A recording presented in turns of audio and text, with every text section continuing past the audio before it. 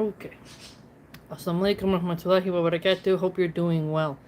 So, we're discussing The Handmaid's Tale, and we're going to go through some of my annotations, key points, in order for us to fully understand, what type of propaganda we're dealing with. It's a cultural phenomenon at this point, and they have made a show about it. It's used on mostly liberal, progressive, Democrat political campaign, marketing strategies, and whatnot. So we're going to continue dissecting it and seeing the coded language, some of the nuances, and all of that, so that if you ever encounter someone who brings up this, the whole genre of The Handmaid's Tale, you'll have a good estimate of what's the gist of it all. Okay. Now, we're where she's hanging out with her commander in his quarters where our main character is not allowed to be. Okay? Let's begin. Bismillah. He brings his hand out from behind his back. He's holding a handful. It seems of feathers, mauve and pink. Now he shakes this out. It's a garment, apparently, and for a woman. There are cups for the breasts covered in purple sequins. The sequins are tiny stars. The feathers are around the thigh holes and along the top. So I wasn't wrong about the girdle after all. So what is she talking about here? She gets a present from the commander of some type of lewd, sensual lingerie. Okay? If you recall that I've said that a lot of feminists in their writing, they always have to include some type of hedonism. And what's interesting is that good writing, the more vintage writing, you don't need the hedonism. But as women become just as hedonistic as men in Western society, we get more lewdness overall. Okay? But from the female mind, not from the male mind aspect. I wonder where he found it. All such clothing was supposed to have been destroyed. I remember seeing that on television in news clips filmed in one city after another. Hijab burnings, right? Where women are ripping off their hijabs and burning it. So what's the flip side? The flip side is, oh, now the theocrats, the Christians of Gilead, are inspecting homes for immodest clothing and burning them. And it was done in a bonfire in Times Square in Manhattan cleanup. Now I want you to think about something. Why did the author say Times Square? Times Square, if you've been there, it's awful, in my opinion. It's a bombardment of advertisements and screens and so many people. It's a hellhole. Okay? I like nature, waterfalls, mountains, trees.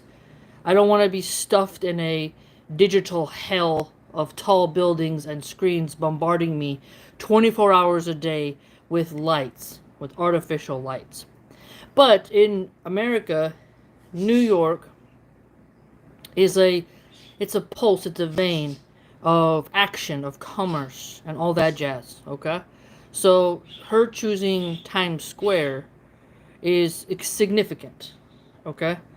And Manhattan is a place where there's a lot of liberals, a lot of Democrats, obviously. And so the author picking that spot is like a smack in the face. It's like if you mention Texas for conservatives, right? But if you notice here, the commander has kept a garment that is banned in Gilead, and he is giving it to his handmaid, which he's not allowed to do. So he's really breaking a lot of rules, and I don't really see, she doesn't really have a lot of characters who are down for it, who are committed. Now, if you recall, in Game of Thrones, the High Sparrow is committed to the cause, okay? Whereas, and that makes it believable. You want to have a character who's committed to the cause, whatever it is, okay? And what we're going to do here is really highlight how this is a weird writing strategy where everyone is working to undermine the empire. I think she did it this way because she wants it to be a way of, okay, no one can commit to the Christian theocracy. Everyone's a hypocrite. Therefore, why even have it? Right? So I can see the sneakiness of why she would do that because she has this sort of double agenda. But it is not. It doesn't make for an interesting story, right? Okay. And then she says here, crowds chanting around them, women throwing their arms up thankfully into the air when they felt the cameras on them. See, when they felt the cameras on them. So giving the North Korean, you gotta cry for the dead leader type of vibe here. Clean-cut, stony-faced young men tossing things into the flames. Armfuls of silk, nylon, and fake fur, lime green. Assalamu alaikum, Abi Wadud. Red, violet, black, satin, good lame, glittering silver, bikini underpants. So she just lists a bunch of very lewd, erotic clothing that is burned in Gilead. And what is funny about this, these feminists will say, don't objectify me. Yet when the clothes that objectify them are destroyed, they're pissed off.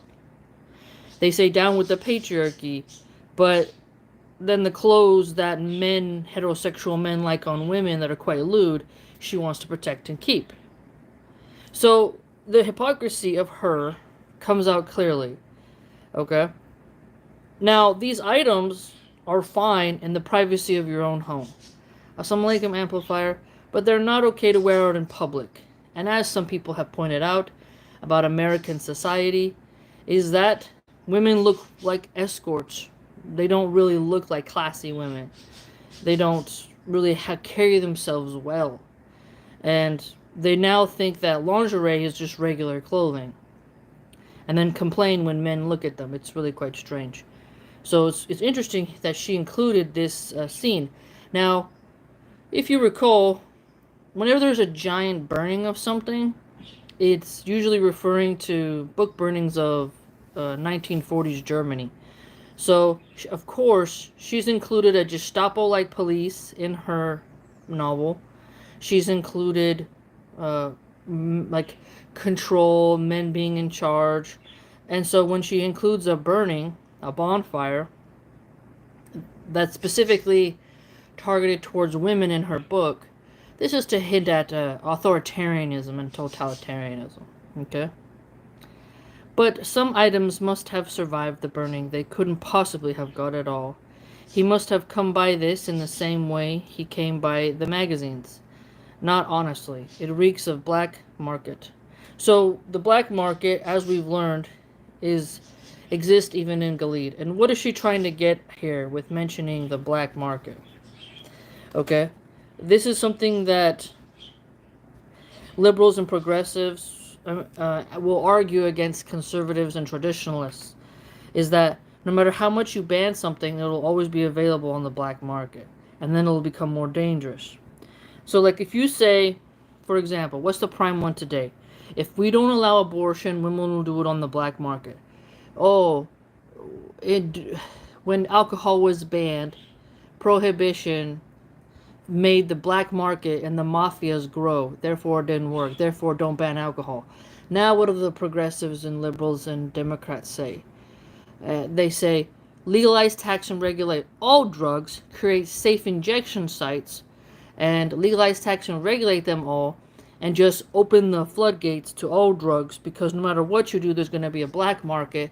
And this is the only way we can tackle the cartels, which would increase circulation and increase normalization, and would really rot people from the inside out. Because once you take the stigma of drugs away and you allow drug traffickers to open up legitimate businesses, you're just making them as rich as the alcohol companies, right? And that's not really a great way to do it. So she's pointing out how even in the Christian theocracy, you have a black market of smuggled goods, banned contraband, right? Like banned items. So what has she done just on this page alone? She showed the hypocrisy of the commander because, number one, he's not following the decorum rules with his handmaid. He's given a banned gift, okay? He's kept a banned item, and it's he has obviously participated in the black market. So she just keeps highlighting here how he can't stick to the rules, right? And so and so that's what we have to remember. Okay? It goes on to say, and it says here that, the clothes looked like they've been worn before. Some other person's sweat. And he said he has to guess the size. And then he asks her to get dressed in it. And she gets dressed in it. And what's really interesting here is there's this whole, I'm not going to read every line of it because it's almost a form of eroticism, to be quite honest with you. He tells her he's taking her out, right? Out of here. So he's going to take her out on the night of the town, which is 100% not allowed in Gilead, okay? You can't do that. So she writes here, does he have a pony whip hidden behind the door? Will he produce boots, bend himself over, and ask me over the desk? So what she's gotten here is this fetish. A lot of feminist writers have BDSM content in their books while complaining about violent adult content. The hypocrisy. Now, this is the thing I really want you to understand about the mental gymnastics that a lot of rad femmes have with their sexuality. They hate on heterosexual men 24/7. They complain about adult content. Okay? But then, in their books, such as this one, you see that they include very kinky BDSM stuff, dominatrix stuff, submissive stuff in their literature. Okay? Where there's a power dynamic. Now, if you are familiar with feminist rhetoric, they always say that men and women have a power imbalance and there has to be equality. Yet, when they write their lust-ridden erotica, there's always that excitement of the man having more power and domination. Yet, online, if a woman is a trad wife, they will say, you're a pick-misha because you are not an equal boss babe to your husband, and you submit to him like an F-doll whenever he wants it. Yet, when you read their rhetoric, when you read their fantasy, what they choose to write, what they choose to read and promote, you see that they are a giant bundle of hypocrisy. They're just very strange. Okay? And at this point, when you've read a lot of feminist literature, such as myself, you begin to notice the pattern. So I wanted you to understand the pattern that I have just pointed out to you. Okay? And he also gives her some mauve high heels. Okay? And so he gives her some lipstick. Okay? And he doesn't have a whole bunch of makeup, but he gives her some eyeliner. So he's basically dressing, because her uniform is no makeup and the white bonnet, red dress. Okay? That's what handmaids are supposed to wear. They can't, sauce it up. But then again, neither can the wives. They got their blue dress. Everybody got a uniform. Now, what has he done? He has given her a sort of stripper-esque outfit. Okay? And then told her to basically put makeup on. Okay? Terrific, he says. By this time, he is quite excited, as if it were dressing for a party. He goes to the cupboard and gets out a cloak with a hood. It's light blue, the color for wives. This, too, must be Serena's. Pull the hood down over your face, he says. Try not to smear the makeup. It's for getting through the checkpoints. But what about my pass, I say? Don't worry about that, he says. I've got one for you. And so we set out. So the wives have a blue cloak hood that they wear. The handmaids are heavily regulated. They're not allowed to just drive around with their commander. They're specifically to stay inside unless they're going to the store, okay, with their walking partner. But the wives have a little bit more liberty, obviously. So he takes his wife's cloak, and then why does he say don't smear it with lipstick? If you recall, one of the classic ways men get caught cheating is lipstick on the collar, foundation somewhere like around their tie. Women find some type of makeup on their husband's suit so that they realize they've been with another woman. Okay? So he's sneaking behind his wife's back and using his wife's clothes to put on the handmaid to take her out to an activity that isn't allowed. Alright? Now, it mentions here, like, both. There's checkpoints. Okay? Even the commanders are checked by the government. And so he's going through a lot to take her to a party.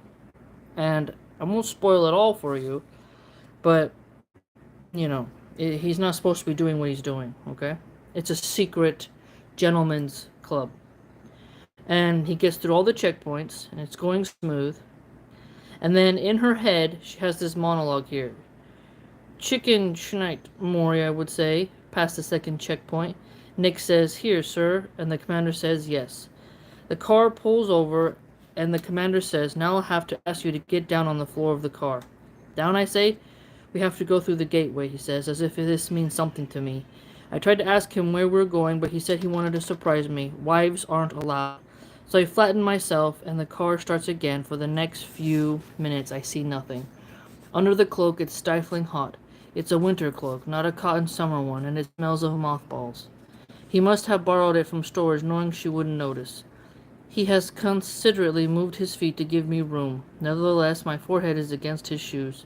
I have never been this close to shoes before.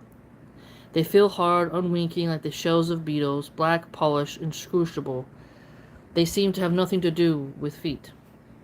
We pass through another checkpoint. I hear voices, impersonal, deferential, and the window rolling electrically down and for the passes to be shown. This time he won't show mine. One that's supposed to be mine, as I'm no longer in official existence for now. Then the car starts and then it stops again, and the commander is helping me up. "We'll have to be fast," he says. "This is a back entrance. You should leave this cloak with Nick. On the hour, as usual," he says to Nick. As usual? Okay, now I want you to pause here. He's going to a place where wives aren't allowed. Okay? Gender segregation, but also a place where only gentlemen can go, and that the wives don't know about. Okay? And then it says here unusual, so he's done this before. He helps me out of the cloak. The car door is opened. I feel air on my almost bare skin and realize I've been sweating. As I turn to shut the car door behind me, I can see Nick looking at me through the glasses. He sees me now. Is it contempt I read or indifference? Is this merely what he expected of me? So she's feeling kind of slut-shamed. We're in an alleyway behind a building, red brick and fairly modern. A bank of trash cans is set out beside the door. And there's a smell of fried chicken going bad. The commander has a key to the door, which is plain and gray and flush with the wall, and, I think, made of steel. Inside it there's a concrete block corridor lit with fluorescent overhead lights. Some kind of functional tunnel. "Here," the commander says. He slips around my wrist a tag, purple, on an elastic band. The tag's for the airport luggage. If anyone asks you, say you're an evening rental. Evening rental? He says. He takes me by the bare upper arm and steals me forward. What I want is a mirror to see if my lipstick is all right, whether the feathers are too ridiculous, too frowsy. In this light I must look lurid, though it's too late now. Idiot, says Mora. So, Moria, if you recall, she's the more lewd character, who's way more degenerate and quite a bully and really tries to make everyone as nasty as her. But rented. I want you to really picture the scene that's going on here with the handmaid. The commander is sneaking her to a gentleman's event where wives aren't allowed and where rented women are brought.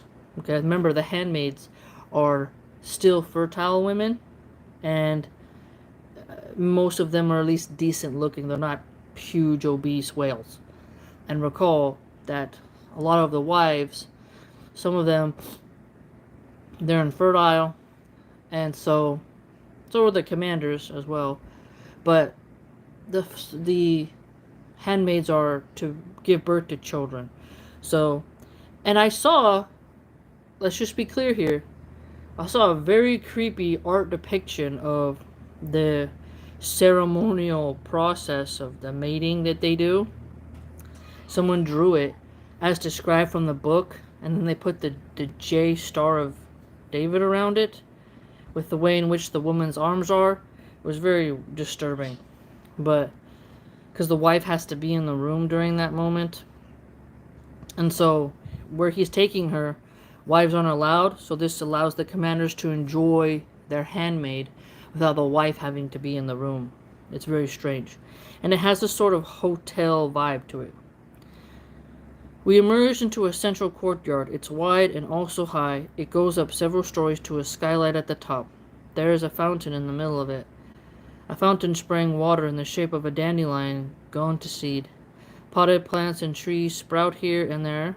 Vines hang down from the balconies. Oval-sided glass elevators slide up and down the walls like giant mollusks. I know where I am. I've been here before with Luke in the afternoons a long time ago. It was a hotel then. Now it's full of women. So, what are they doing here? It's basically like a brothel.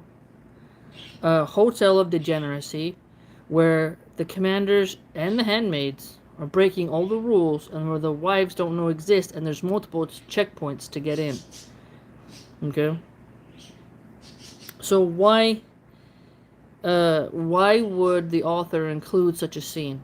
Because a lot of women do believe, at the end of the day, most men are hypocrites, and they'll say they want the pious, pure women, but they will often cheat on those women with degenerate women. And this is, I think, why she included such a scenario in her book. And when she goes in, I'm not going to read everything detailed, it's a bit haram, but there's women, they're sitting around, walking, leaning against one another, men mingling, and they're in their dark uniforms and suits, and there's just women dressed in skimpy clothing everywhere. Women with glitters, like, erotica. All type of naughtiness going on, right? And they all have makeup as well. And it's like a very, like, it's dimmed lights. It's very nightclub-esque, escort-esque brothel atmosphere, okay? And she mentions it's like a masquerade party as well. And there's a lot of nudity, okay? And so you see here just the degeneracy. And that's what makes it really sad. And so he says here to her, "Don't gawk," says the commander. "You'll give yourself away. Just act natural." Again, he leads me forward. Another man has spotted him and has greeted him and set himself in motion towards us. The commander's grip tightens on my upper arm. "Steady," he whispers. "Don't lose your nerve." All you have to do, I tell myself, is keep your mouth shut and look stupid. I shouldn't be that hard. The commander does the talking for me to this man and to the others who follow him. He doesn't say much about me. He doesn't need to. He says I'm new, and they look at me and dismiss me and confer together about other things. My disguise performs its function. So, arm candy, basically, and this is a common thing for rich men to do. It's really quite sad. You can definitely picture Trump, P. Diddy, these men, they're all doing that kind of stuff. It's just the way the cookie crumbles, unfortunately. They have one mask for the population, one mask for closed doors. So these type of scenes, if you ever talk to women who work these kinds of parties, unfortunately, it's quite common.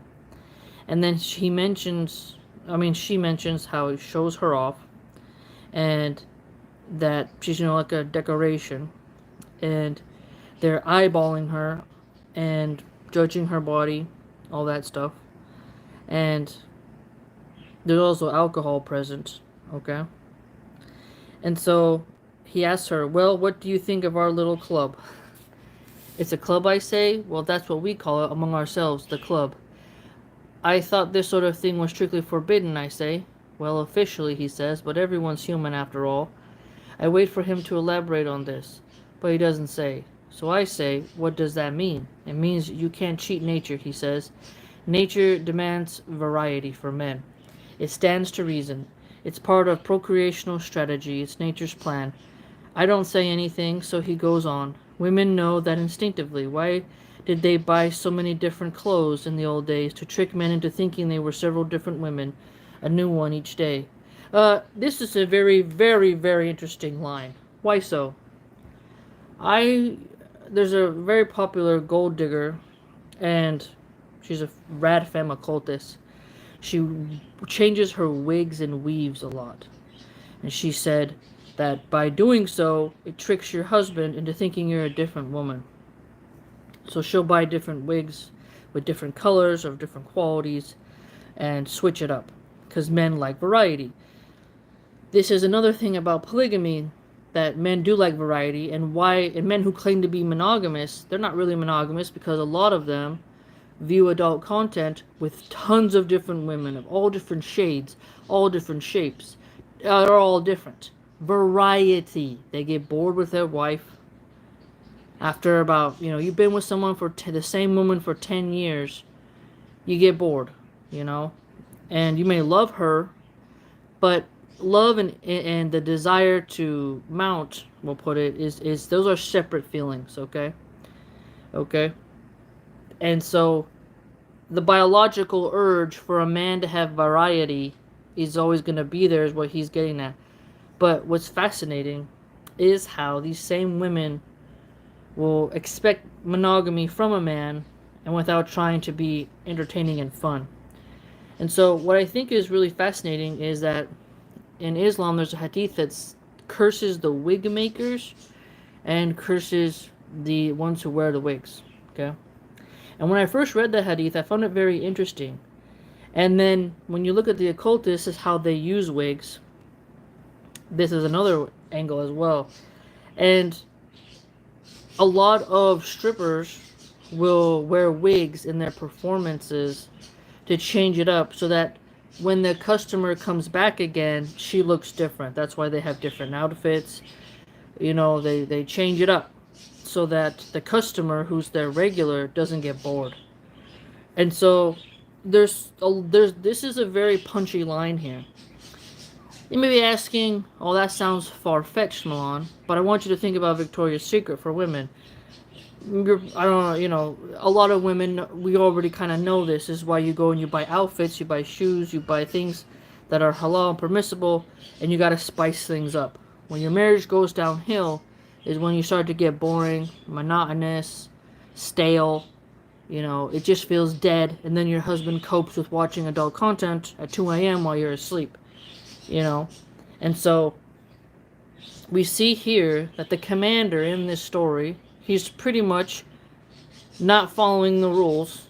Okay, he has variety. Serena Joy, his wife, is old with bad arthritis and obviously infertile, but I think he is as well, because she's past the age of being able to have children, whereas he's a man who ideally could get someone pregnant, but I think since he hasn't gotten any handmaid pregnant, this proves he's the infertile one, because later our main character gets pregnant by Nick. Spoiler alert. Okay? So, he said this is a club. So, these commanders go to the club where they can have as many women as they want, and these women choose to be there. Okay? As it goes on later on, we'll see that. They're not practicing the rules. So the religious rules they put down, they're breaking it and not following the rules. But I underlined that part because I've heard this from my mom, who was an escort and did stripping. I've heard this from occultic women. And if you think about how it's a mercy for men to be able to do polygamy in Islam, and that men like variety. And I remember once having a counseling session with an Islamic brother, and he just mentioned how men like variety. And you're like, oh. I think women have to learn this, because if you don't, how are you going to make your marriage last for years and years and years? You know? Women have to learn about the male mind and learn about the male mind from men. You can also hear what women have to say, but be careful because a lot of rad femmes are very mentally ill and on SSRIs. So watch out. Okay? Now, it continues. I'm getting fed up with him. I feel like freezing on him, passing the rest of the evening in sulky wordlessness. But I can't afford that. I know it. Whatever this is, it's still an evening out. What I'd really like to do is talk with the women, but I can't. I can't see a chance of that. Who are these people? I asked him. It's only for officers, he says, from all branches and senior officials and trade delegations, of course. It stimulates trade. Boom. Now I want you to really think about that. Political figures and foreign diplomats having hedonistic parties. We all know this happens. Okay? We know this because of Epstein. We know this because of P. Diddy. And we know this from common sense. Okay?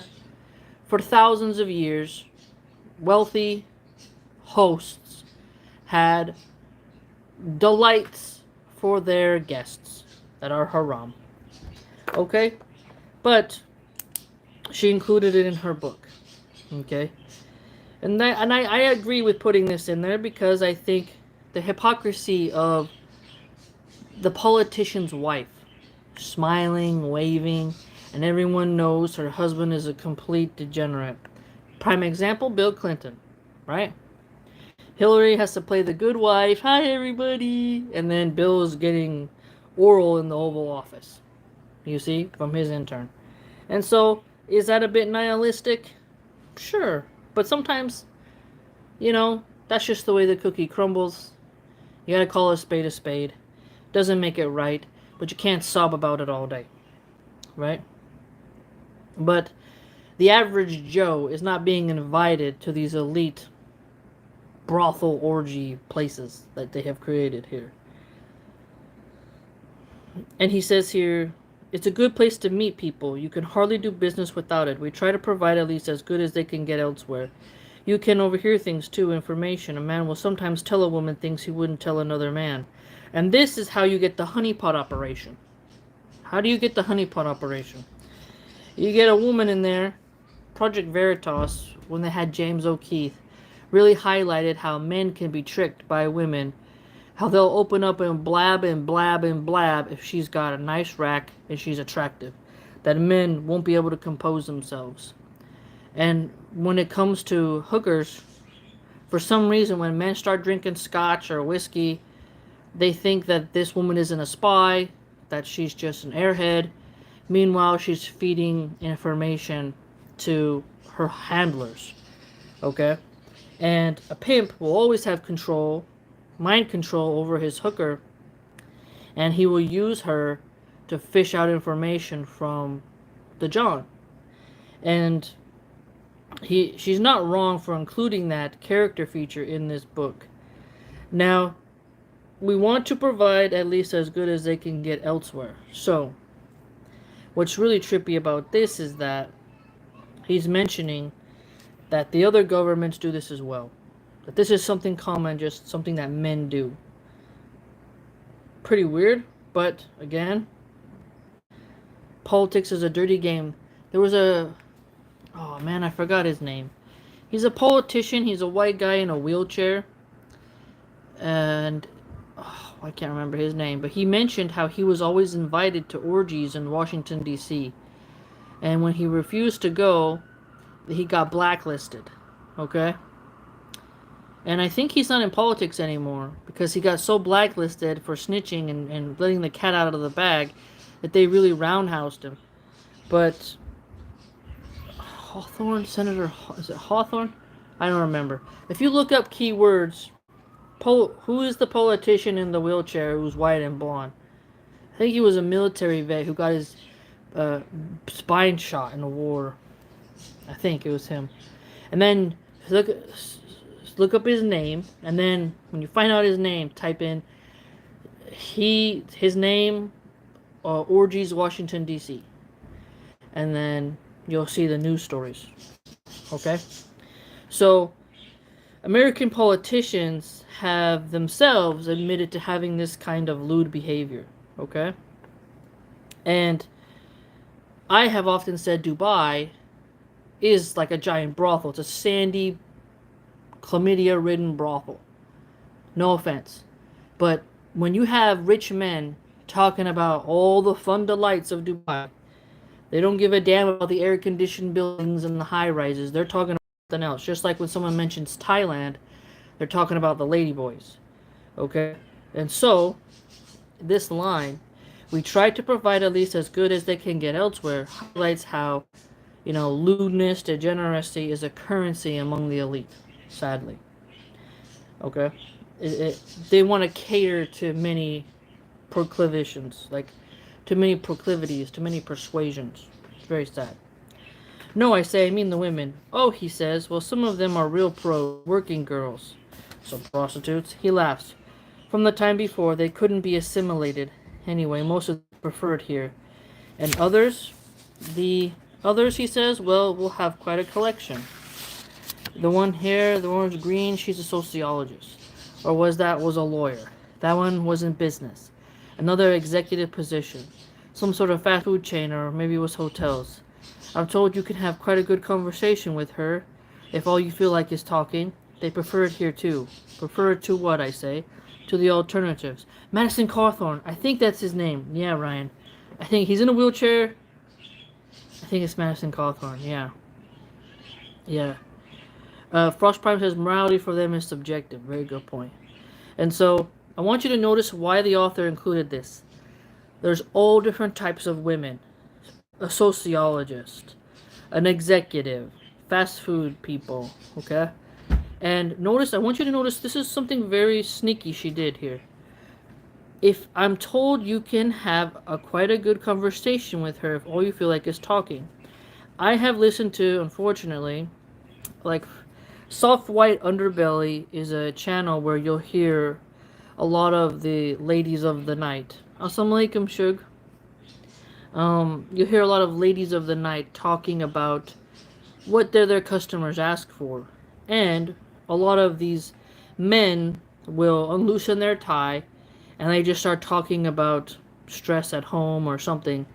And they don't want intimacy, they just want to talk to the hooker, which I think that's very strange. You can go talk to your buddies. I don't understand that behavior. But these women say that some of these men do just pay for talking. It's really strange. So, there are women who work in this underground brothel in Gilead who, if you want to just talk, they talk.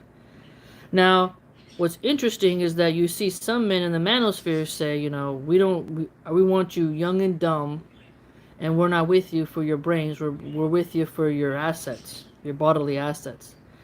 And I have a screenshot from John Zerka that I'm going to post sometime, but he said he feels very bored around women, to the point where he just finds them insufferable, like none of them are mentally stimulating. But remember, John Zerka has bragged about sleeping with over 1,000 women, and he hangs around a lot of teenage girls, and he hangs around a lot of OF women. So these are not brain surgeons, okay? These are not women who are really smart. Okay? And he's often mocked women for thinking that they should have a brain, Yet now he's complaining that all women are dumb. And so there's this line here. I'm told you can have quite a good conversation with her if all you feel is like talking, is a very strange paradox, because you'll hear men say, I don't want to hear my wife nagging all the time. I don't pay a hooker for her therapy. I pay her to mount her and to lead. Okay? So you're getting there's a lot of different perspectives on why do men pay these women. What are they paying for? Now, an example would be in Connor Roy in the HBO series Succession. He literally has a woman who he pays to be his girlfriend. And she has to listen to him talk, in order to get her allowances and whatnot. And he's an idiot and who thinks he's going to be a president one day. He's a total moron. He's a rich trust fund kid who's never really had to work, and he talks to the escort and kind of forgets that she's paid to be there. And there's this interesting dynamic. But if you go on Soft White Underbelly, the YouTube channel, you turn the screen off so you don't have to look at how some of these women are dressed, so you don't fall into haram and you lower your gaze. Um, you know, you hear them say that some men just talk, which I find that to be quite scary. It's very strange. Why not just have a wife at that point? Talk to your wife. Why are you talking to this chick? But I digress. And notice how he keeps saying that these women prefer it here, highlighting the female propensity to choose to be used for intimacy instead of having to be a Martha, which does housework, which cooking, cleaning, and they prefer to be used as an escort to then being a wife. They don't want to be a birther, which is the handmaid, okay? And they don't want to be a celibate aunt, okay? So, remember I told you, in Gilead, they try to sort the women. Where does each woman belong? Where will she assimilate to? And they have a deep interrogation process.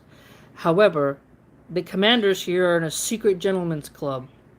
So they have a chain of grapevine of, okay, this woman is still attractive, and later I'll spoil it for you, but all these women are sterilized. None of them can get pregnant. And the commanders say, if you want to be in the brothel, you have to be sterilized. Now, I want you to think about the hypocrisy of that.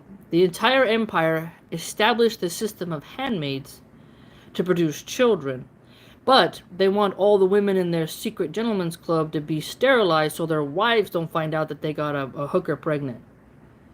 Now, that's the very strange part, because you're there is you had a birth crisis, and you're all swapping these women 24 hours a day, and all of a sudden one gets pregnant. You don't want that, but you're making the handmaid suffer with their life.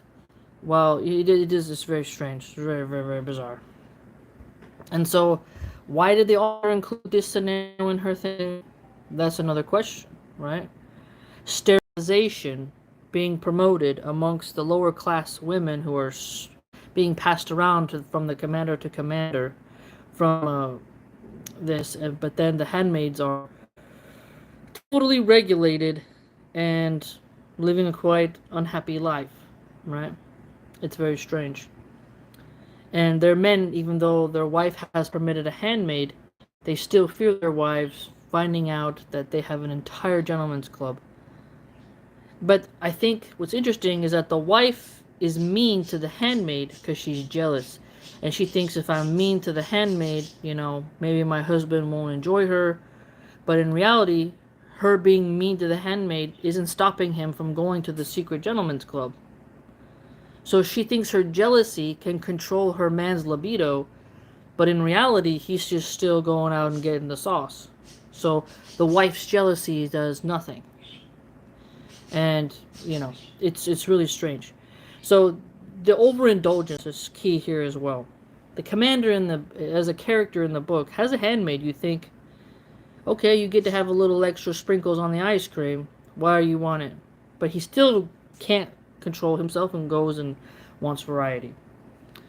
Shug says, and people don't think about the link between eugenics and forced sterilization being repackaged as voluntary mastectomies, hysterectomies, but no conversation about cancer-causing agents in the pill. Very good point. Very good point. Now, he continues. Okay. To the alternative, he says, you might even prefer yourself to what you've got, he says coyly. He's fishing. He wants to be complimented. I know that serious part of the conversation has come to an end. Now, what did he just say to her? Now, this is something where I would feel, as a woman, really just uncomfortable. He just said, you might even consider being one of these working girls with what you've got. That is like, I know there's some women who would like a compliment like that, but he's basically letting her know, like, you're good enough to be a hooker in this secret club. I mean, that is painful. I know some women might be like, "Oh, what a great compliment! It means I'm so pretty." But no, man, that's like, you think I'd be a good fit as a prostitute? Oh my gosh. Oh my goodness. Ugh. I don't know, I say, as if considering it. It might be hard work. Now, I want you to understand, is it better to be in the room with the hand, like being a handmaid, and getting pregnant, and having that baby taken, or is it better for her in this fiction world to be working in a brothel where she's sterilized and has access to alcohol, and but she has to service any commander, officer, foreign delegate who decides to have her? I want you to think about that. As a woman, what is this hinting at? I want you to look deep. What do feminists call stay-at-home moms? They say it's a prison. They say, you're a stay-at-home mom, you're a slave to your man, you have no ambition, you can't have fun, you can't party, you can't go to girls' night out in Miami, you know, you're just stuck inside, changing diapers. They frame it as wicked. But what does the girl who's on birth control get to go out and do, even though birth control fails?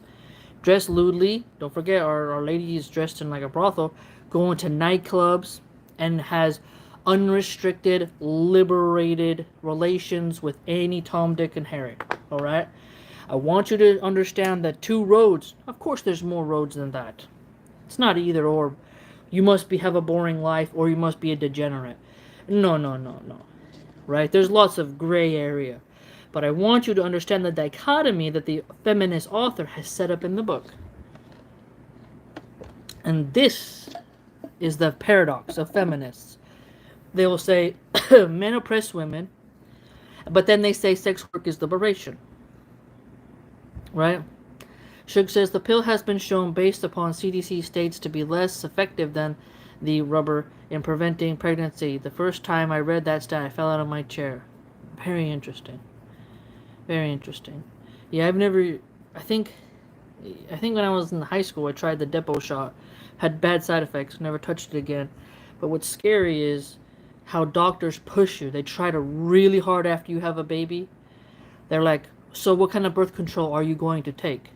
I remember that in the hospital. I was like, I don't want any birth control. Are you sure? And then they all talked about sterilization.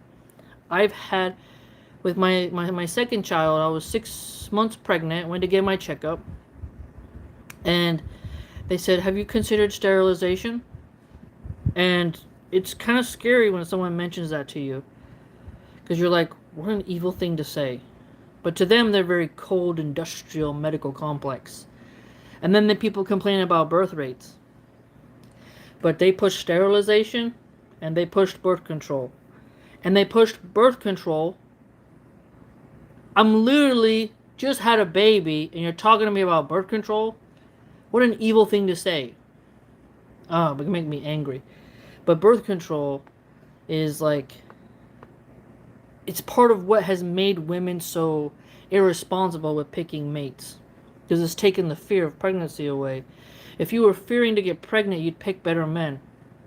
And women are always shocked when I say, like, no, I don't need that. You know, I don't need that. But they're like, why? Like, scary, man. And it's female doctors. I don't have male doctors pushing birth control and sterilization. It's females. It's really scary, you know. But I want you to think about the dichotomy the author has set up here. Let's continue. You'd have to watch your weight, that's for sure, he says. They're strict about that. Gain 10 pounds and they put you in solitary. Is he joking? Most likely, but I don't want to know. Now I want you to think about something. Weight here. Now, why is that a saucy line for women? Because housewives, they gain weight. Now, if you just had a baby, or you're pregnant, or you had a surgery, you're going to gain weight. You know, and it takes time to get that off. Alright? But, we're talking about women who have no real excuse. Okay? And I saw a video once. A woman, and her husband, they're at some type of celebration.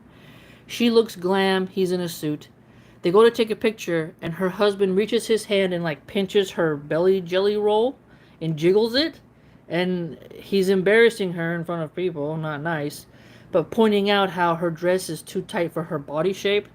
I don't know why he would do that in front of the camera, but women were like, "This is horrible." Blah, blah, blah. It's like, yeah, that's embarrassing, but men have really dark memes, which can be kind of funny, about how like before marriage, after marriage, and before kids, after kids. And this has been a fight between men and women for a long time. But in the adult entertainment industry, unless it's a fetish, most escort, like the expensive places where men go, there's a weight requirement. You're not going to be um, big and fat and do that. You know what I mean? It's just not something. You can't do that job. Okay?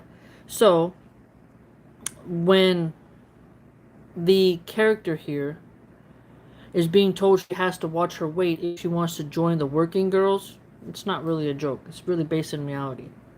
You know? Shook says, grabbing the pouch in public is heavy duty. I wonder if that was a retaliation for her slighting him in the public in recent past. Oh, you could be right. You could be right. You could be right. And so I want you to understand that the handmaids, they're not really told that they have to maintain a certain weight. But if a woman in this fictional authoritarian empire decides to be one of these secret working girls, she has to watch her weight. And he joked about putting them in solitary, but I want you to remember that the handmaids are in solitary. They're pretty much in solitary. They're not allowed to really go out except for a grocery run.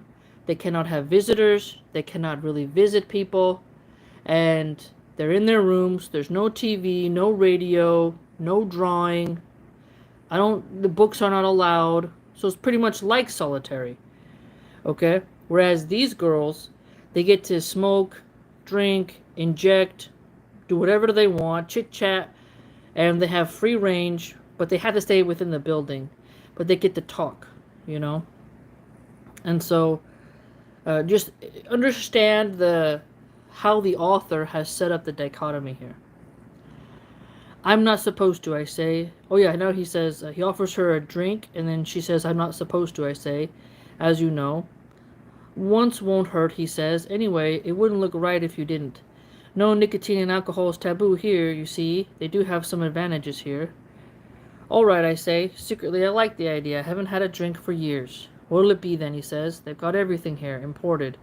A gin and tonic, I say, but weak. I wouldn't want to disgrace you. You won't do that, he says, grinning. He stands up, then surprisingly takes my hand and kisses it on the palm. Then he moves off, heading for the bar. And so, if you recall my older streams, where I've talked about intoxicants and how a lot of the women who do these types of adult things, they require intoxicants in order to keep functioning. Feminists shoot back and say, oh, didn't you know housewives in the 1950s were, chugging this or that? And, they try to bring that into the conversation. But you can also shoot back and say, the amount of working women on antidepressants is quite extensive. And why do so many women go drinking after work if their work is so fulfilling? But the female mind needing intoxicants in order to do relations with a man they don't love for the sake of money or survival is quite common and quite sad. Okay? And so when we see him showing affection to his handmaid, sneaking her into this place, telling her that this could be a place for her, you can see there's just so much shenanigans going on within the storyline. And then you kind of feel bad for his wife, Serena Joy, because in the beginning of the series, his wife, Serena Joy, the way our main character talks about her, you think she's the villain. You think she's mean and cruel and cold, Cruella de Vil. But now you see what kind of man she's married to. Okay? And then what else do you see? You see the pain of when a woman ages, she doesn't have the power ability to control her man as much. And a younger woman will always have more of that allure to her. And the dichotomy of the older wife versus the younger mistress is something that has happened for thousands of years. And that the man will consistently, even if he has a good, loyal wife, have a weakness for variety and for younger women. So you see a lot of psychology here. You see a lot of female fears, male stereotypes, male cliches even, all right? And so, you know, the text has such layers upon layers. I want you to know this so that when you come across a female politician talking about The Handmaid's Tale or an Instagram influencer, you name it, or even women using Handmaid's Tale costumes against Islam, you can have more of an idea of, is their propaganda accurate? Do they know the nuances of the book, or did they just run with the TV show and think it means this? Why is that important? If someone's going to promote propaganda of books they've never read, they're not very intelligent people. Okay? If I promote something of a Lord of the Rings, Harry Potter, Game of Thrones, whatever fantasy genre, and you ask me questions about that genre, how much I know shows, like you ask me, I have an answer, it shows you how much I've spent time thinking about it, right? But you don't see me dressing up as a Harry Potter character, even though I read all the books, watched all the shows, and grew up in that era. You feel me? So, the younger women today are growing up reading The Handmaid's Tale, and they're using it in Halloween costumes, political ads, liberal, progressive pages, protests, all right?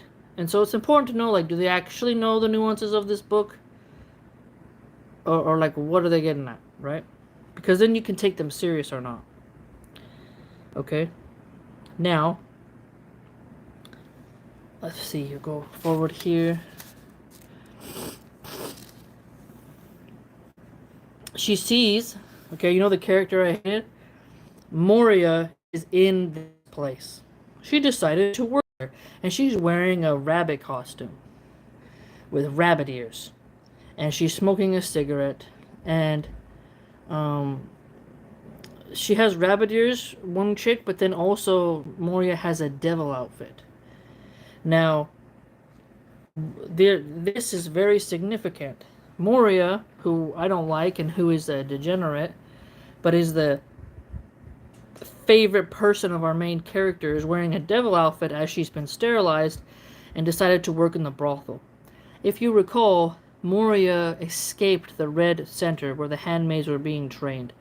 And when she was captured, the commanders thought she's attractive enough to be one of the mistresses in the brothel. And she chose it. She chose to be ran through willy-nilly instead of being a handmaid. Handmaids are restricted. They don't have a lot of fun. But at least they have more honor. You know, there's more honor in being a handmaid than a working girl. But Moria chose this. Okay? And then she sees our main character, okay?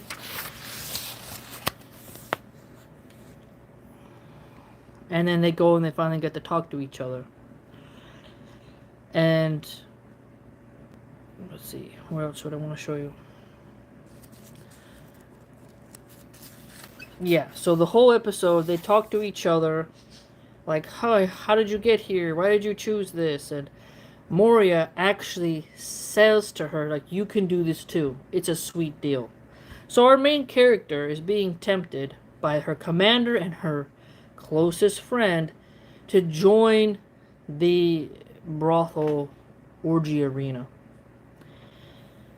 Ooh, you're not good. Not good.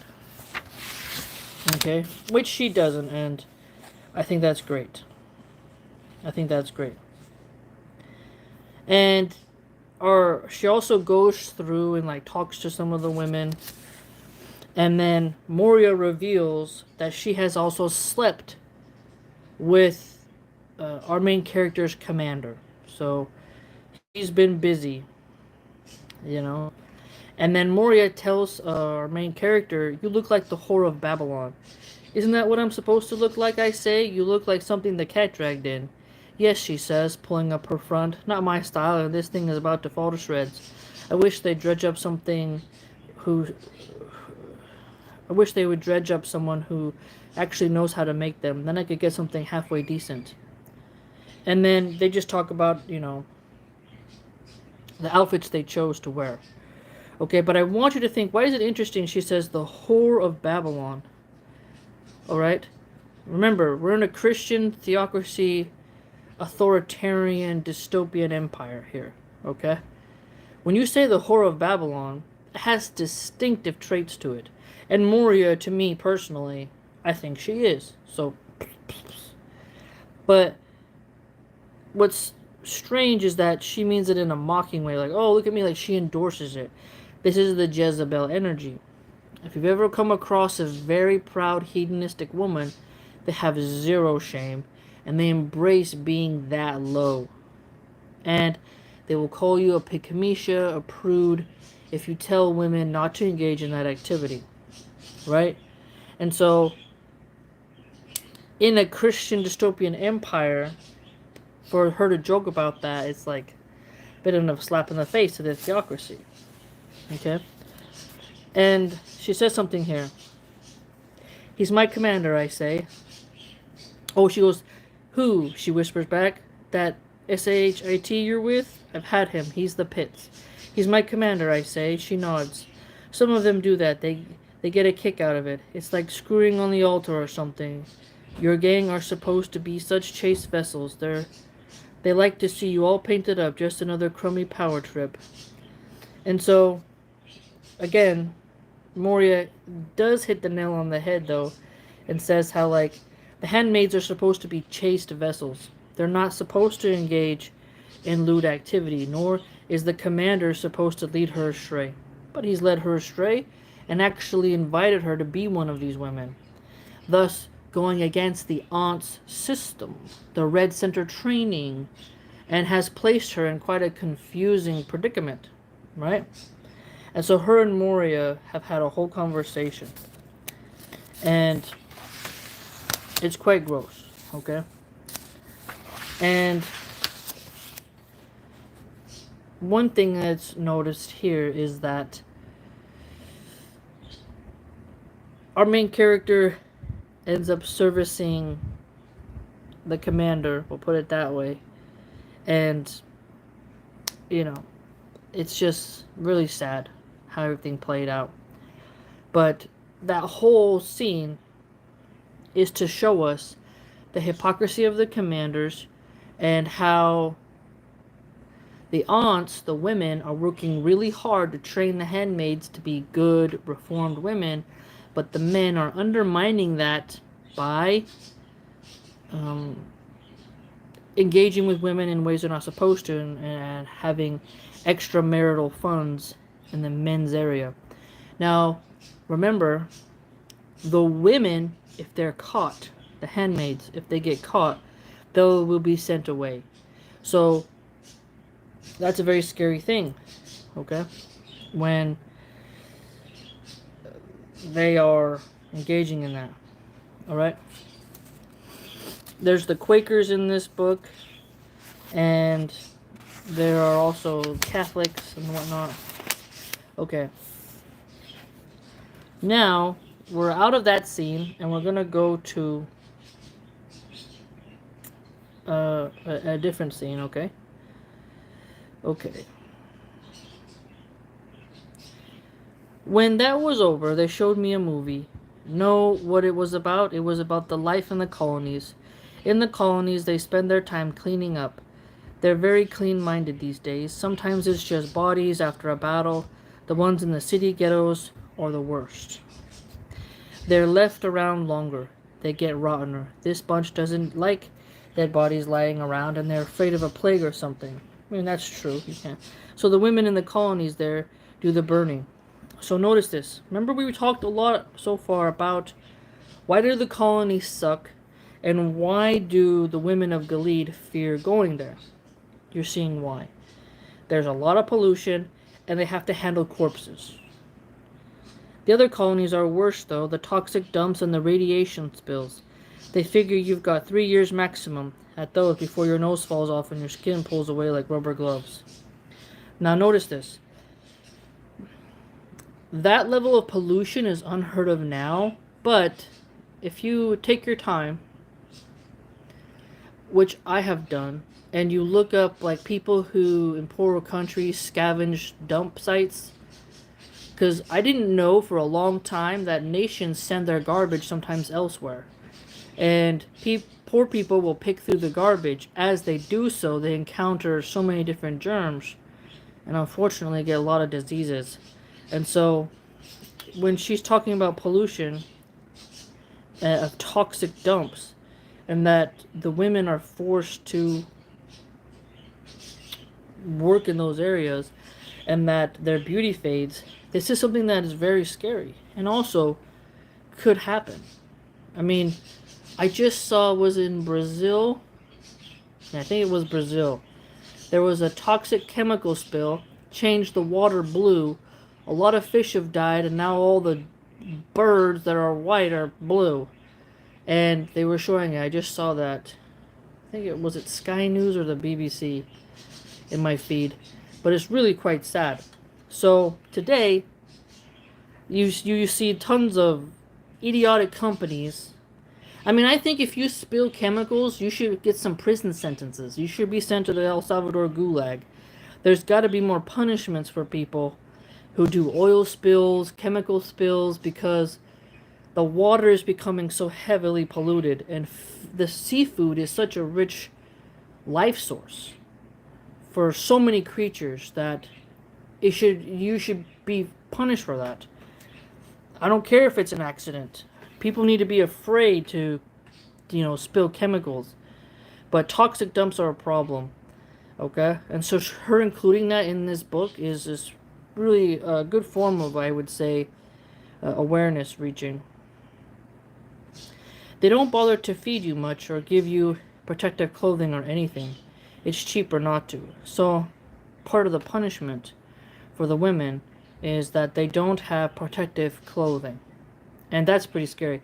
Now, if you're a housewife like myself, you do a lot of cleaning. I have latex gloves, and I have dishwashing gloves. And I have face masks if I need it. Okay? Protecting that's how you keep your hands nice.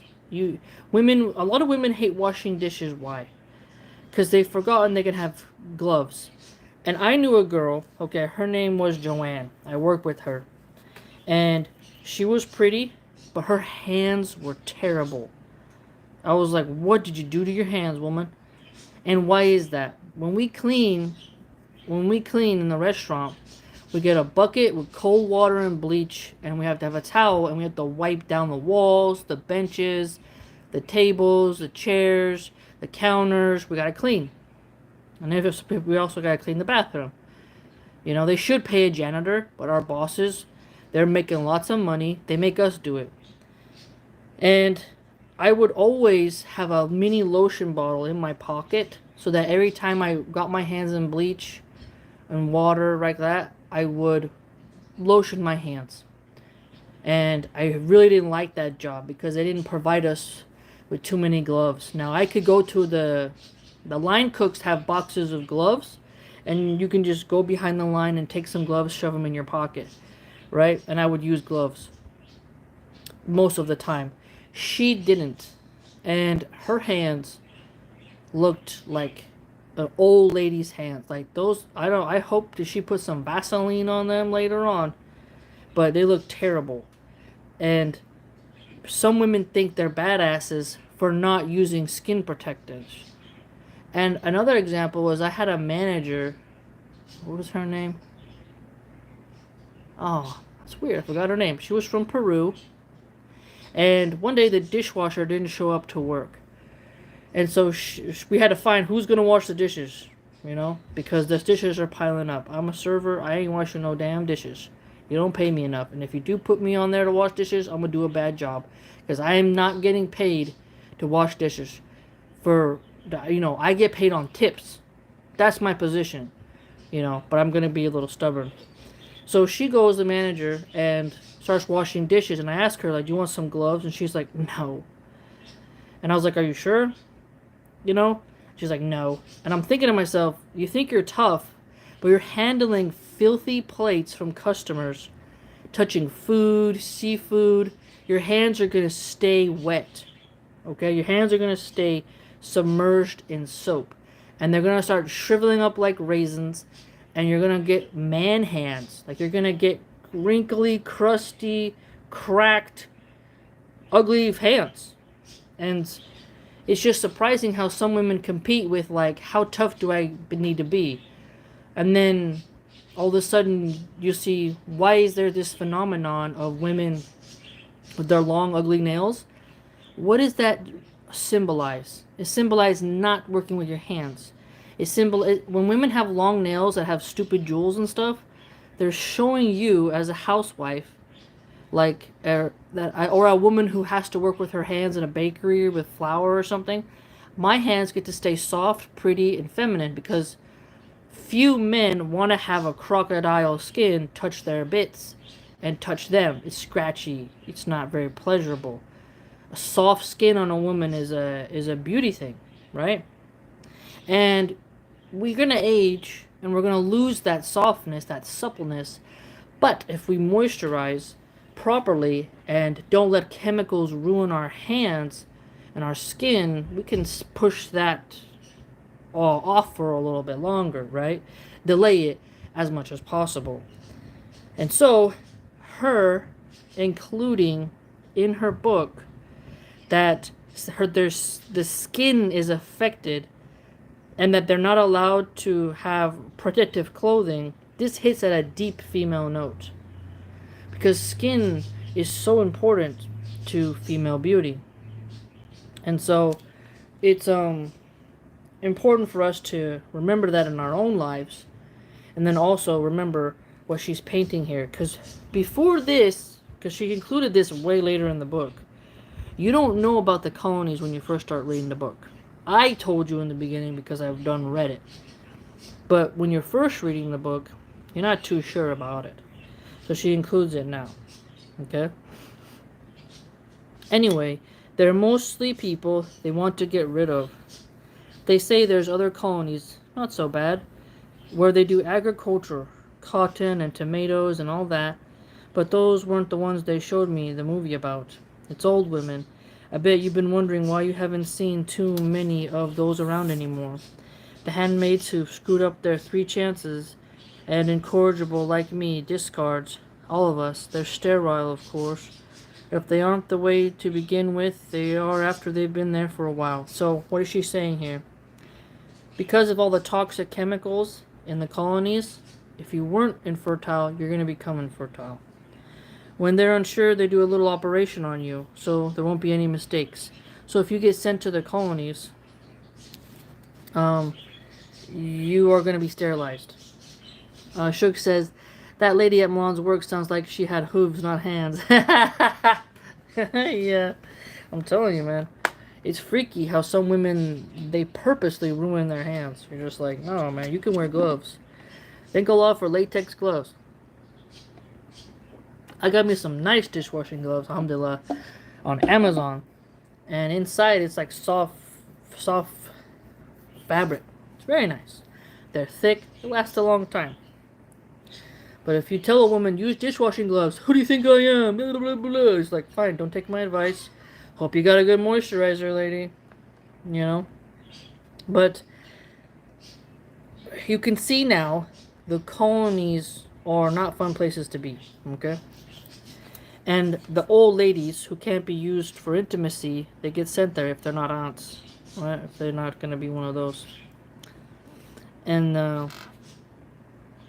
not too... Elena says that gender traitors are put up on the wall. And that if a woman gets put on the wall, like executed, they put her in a gray dress. And men as well. And that the men are put in dresses on the wall to demoralize them, she says. And so it's intense. Very intense. And she says here, Moria has a thing. Okay, hold on. Don't worry about me, she says. She must know some of what I'm thinking. I'm still here. You can see it's me. Anyway, look in this way. It's not so bad. There's lots of women around. Butch paradise, you might call it. Now she's teasing, showing some energy, and I feel better. Do they let you? I say, let. Hell, they encourage it. I know what they call this place among themselves, Jezebels. The aunts figure we're all damned anyway. They've given up on us, so it doesn't matter what sort of vice we get up to. Okay, what have I just told you? A butch's paradise. That's a word for a masculine lesbo. If you recall my community post, I pointed out how a lot of the radical feminists who are popular online, they happen to be lesbians. When they preach against heterosexual trad religious relationships, a lot of the young women don't realize they're listening to a very angry, bitter lesbian.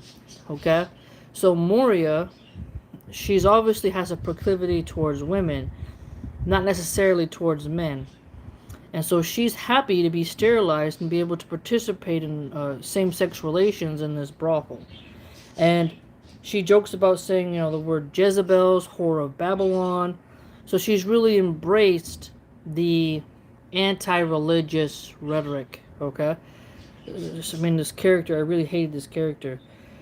But I just want you to understand how the author has framed a lesbian or a bisexual hedonist who's anti-religious as the hero for our main character. This will highlight to you patterns within the author's mindset, okay?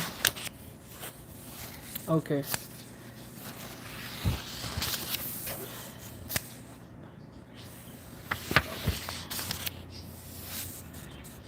Okay. And then there was a whole scene with her and her commander. And, all that yucky stuff. I said that. Okay. I want to make sure I hit the points. Okay, hold on. Okay. We'll pause here because I'm gonna get lunch ready. So here will be my next annotation. Okay. A couple more streams will be done with this book, but thus far in the story, I have shown you my annotations and notes and refreshed my own memory about the symbolism in the text, the political leanings, the theological leanings. It's a book that you can see why it appeals to some women, and then you can see why it's becoming a cultural phenomenon. And I hope you understand why I feel the need as a Muslim woman, as an American Muslim revert, to dig into this text, pull it apart, and really look at the meat of it, and then take away some of its glory, we'll say, right? Take away some of its thrusting appeal upon the female brain, okay? Because men often aren't going to read these kinds of books. I don't blame them. This is a book designed for women to read. So if a man, he's looking at his wife and he's wondering, why is she reading this book? Because I remember when I got this book, my husband asked me, like, what is that book about? And I was like, oh, it's a dystopian feminist novel. And he was like, okay. So, you know, and I don't bother him with the book. Like, I don't sit there and force him to listen to, like, how I dislike it or whatever. He's not much of a reader like me, but it's still kind of funny. But, man, the author thinks she's clever. And in a way, she kind of has some clever points, but I think if you're someone who's reformed, someone who's religious, I think you'll pretty much realize that, you know, she's missed the mark on some spots. So please like, comment, subscribe, join the blog. Helps out the channel massively. And I've done some recent new blog posts up on there. You get a good variety of content. And I'm not monetized, and I don't have fancy Dawa people who like me. I'm more of a invisible person and really in the Muslim world. But nonetheless, we keep pushing on and doing the good work. Take care and enjoy the rest of your day.